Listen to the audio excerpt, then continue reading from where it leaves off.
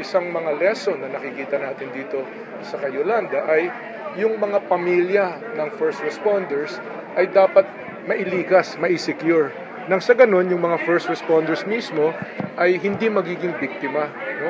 Mahirap na asahan silang gampanan nila ang kanilang mga tungkulin kung ang isip nila o ang atensyon nila ay sa paglilikas ng kanilang mga mahal sa buhay. No? Yan ang nakita natin dito.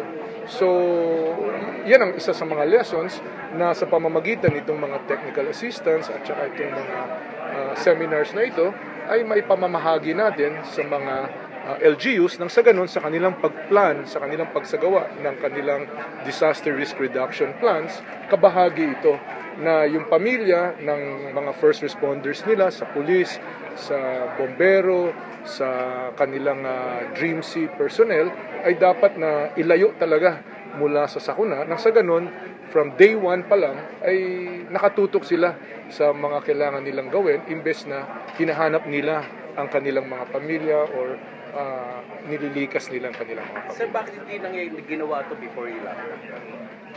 Well, Yolanda ang kauna-unang signal number typhoon number 4 no, dito sa atin.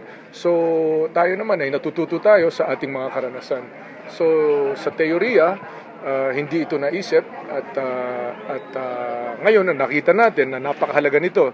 On day 1 and on day 2, yung ating mga first responders ay biktima mismo. Then yan ang isa sa mga mahahalagang leksyon na natutunan natin dito.